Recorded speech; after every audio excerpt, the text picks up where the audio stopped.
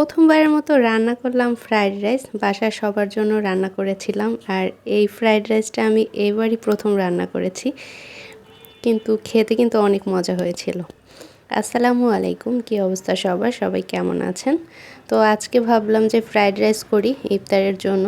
তো সবার জন্য রান্না করার জন্য চলে আসলাম রান্নাঘরে। তো চিকেন ছিল, সেগুলোকে আমি আগেই ছোট ছোট পিস করে নিয়েছি। আর ক্যাপসিকামটার অবস্থা দেখতে পাচ্ছেন, এটা অনেক দিন ফ্রিজে ছিল, কোনো কাজেই লাগাতে পারছিলাম না। তো অবশেষে তার জায়গা হয়ে গেল ফ্রাইড রাইসের মধ্যে, কারণ তাকে কোনো কিছুতে কাজ লাগাতে পারছিলাম না।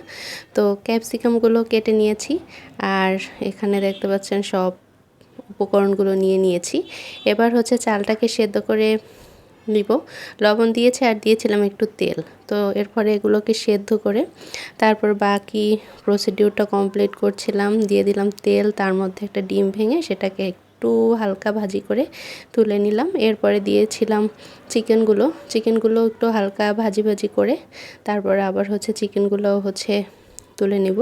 খুব বেশি ভাজা করিনি, একটু হালকাই ভাজি করেছিলাম। তারপরে আবার তেল দিয়ে তার মধ্যে পেঁয়াজ, তারপরে রসুন, তারপরে দিয়ে দিলাম ক্যাপসিকাম। এগুলো একটু ভালো করে ভেজে নিয়ে তারপরে গাজর কুচি দিয়ে দিলাম।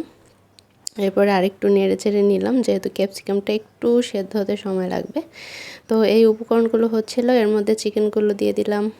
চিকেন দেওয়ার পরে তারপরে এই যে চালটা যে সেদ্ধ করে নিয়েছিলাম, সেই চালটা দিয়ে খুব ভালোভাবে নেড়ে চেড়ে নিয়ে এর মধ্যে ভেজে রাখা ডিমটা দিয়ে দিলাম। রান্নাটা কিন্তু খুবই মজা হয়েছিল। Thanks for watching.